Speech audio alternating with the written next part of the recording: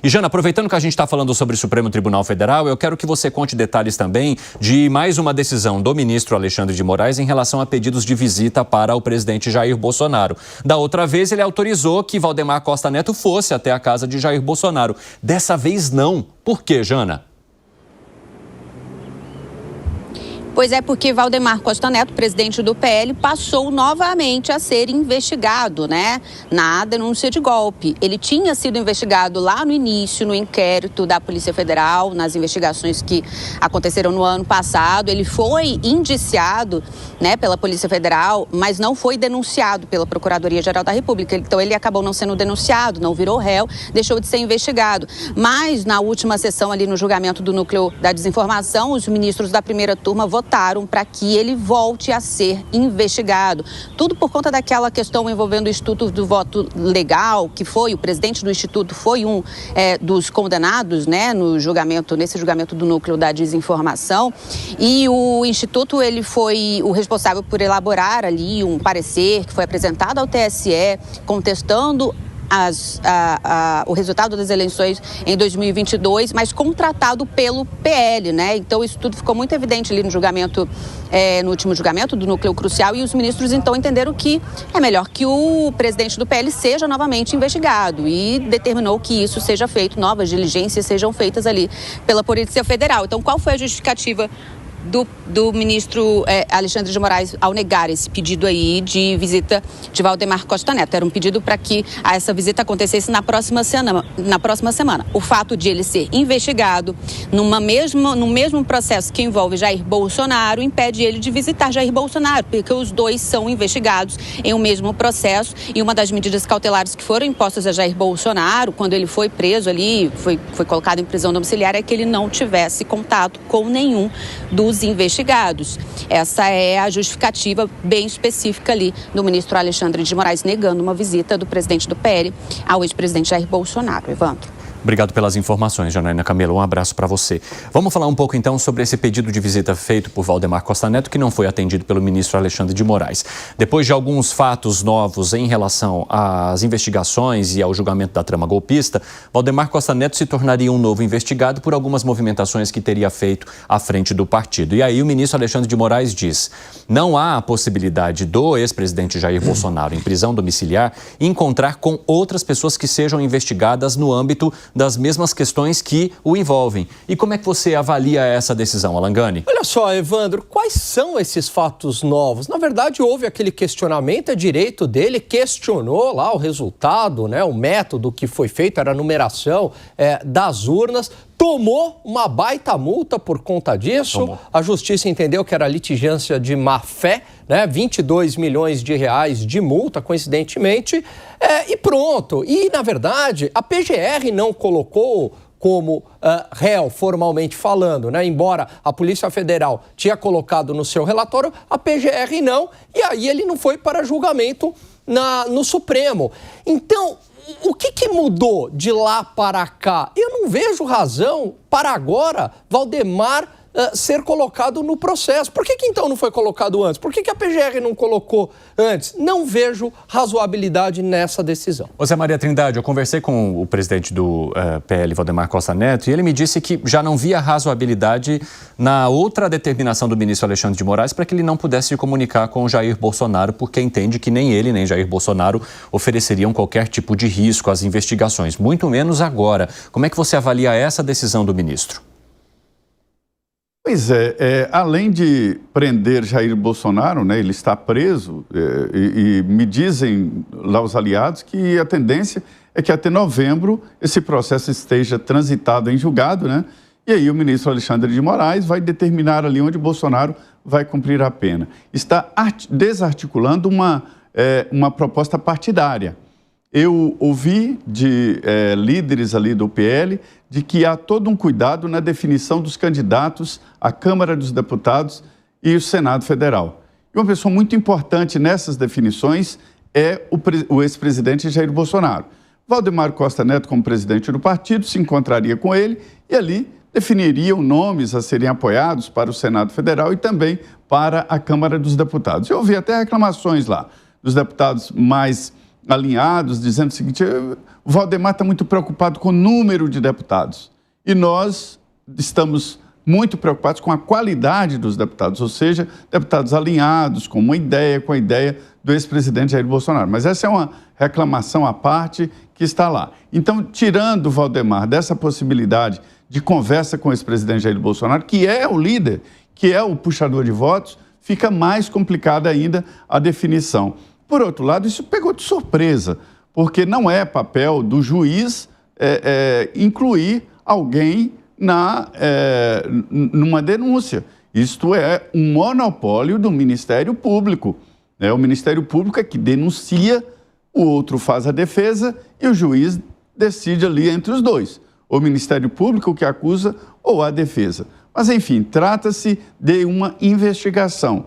Não há uma decisão do Ministério Público em denunciar e nem é réu o Valdemar. Então, é muito estranho que haja abertura de visitas de todo tipo, inclusive no aniversário da filha, e não deixe o Valdemar conversar com o ex-presidente Jair Bolsonaro. É uma medida que surpreendeu, né? Não é comum. O comum é absolver e tirar do processo, não incluir no processo, né? Surpreendeu. E eu vou te dizer, Valdemar, ele desde o início, ele dizia: olha, me pediram para entrar na justiça ali e tal, ir ao Supremo Tribunal Federal. Ele ganhou essa multa absurda que o Alan falou aí, de 22 milhões, porque tomou como base o valor da causa, que o PL colocou muito alto o valor, né, levando em consideração toda uma campanha eleitoral, e aí já pagou, o PL pagou os 22 milhões de reais. E aí o Valdemar dizia que não tinha nada a ver, que foi apenas um pedido e que ele não queria, inclusive. Então, é muito estranho. Primeiro, esse inquérito novo, a abertura de investigação, e segundo, a proibição de estar com o ex-presidente Jair Bolsonaro. A novidade aqui é esse cálculo até dos aliados, de que em novembro, no mais tardar dezembro, o processo já esteja concluído. Pois é, Zé, o presidente do PL, Valdemar Costa Neto, sempre deixou claro que o movimento para questionar as urnas foi resultado de uma pressão muito grande interna no partido, principalmente da ala bolsonarista, e que para resolver essa tensão ele acabou aderindo ao pedido que foi feito pelo ex-presidente Jair Bolsonaro, até pelo poder que ele exercia também no partido, ao angariar tantos votos e ao ter levado esse partido para a presidência da República, além também da influência para colocar vários outros cargos importantes na política brasileira.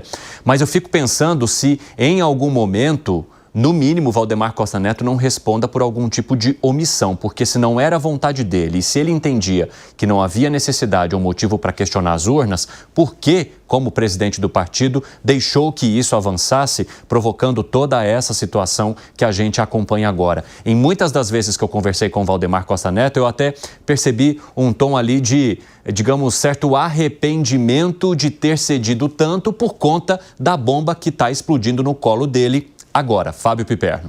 Perfeito, perfeito. As digitais dele estão lá.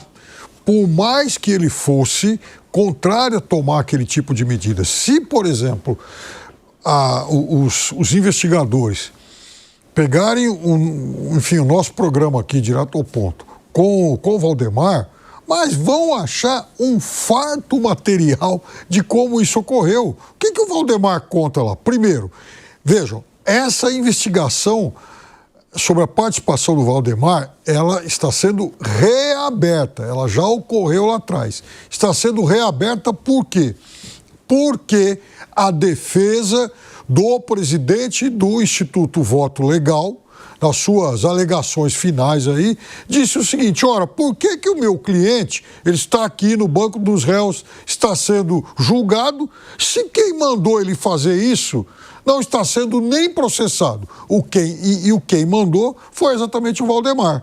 Agora, a gente pode discutir as intenções, se ele queria ou não. E o que ele deixa claro, ele não fala isso com todas as letras, mas ele deixa muito claro, é que houve sim litigância de má-fé, como disse lá atrás o ministro Alexandre de Moraes. Por que isso? Porque O próprio Valdemar explica muito bem que, bom, primeiro, na véspera e antivéspera, recebemos duas pesquisas do Paraná Pesquisas. Primeiro apontando uma diferença de 1.300.000 votos para o Lula e na segunda 1,5 milhão. Valdemar e o presidente Bolsonaro chegaram à conclusão de que a eleição estava empatada. Era empate técnico, de fato. Então, aí o que a apuração aponta? Exatamente isso. Bom, então, e o Valdemar tinha convicção de que estava tudo certo. Aí obrigam, então, a buscar lá a contabilidade, a auditoria argentina e o voto legal. Muito bem. O que o Valdemar fez na véspera? Ele contou aqui, convocou técnicos, peritos, engenheiros do partido, Sim, que passaram a madrugada toda esmiuçando as suspeitas levantadas pelo Instituto Voto Legal. E qual foi o veredito disso? Nenhuma irregularidade. E mesmo assim foram para a justiça para tumultuar. Ele deixa isso claro.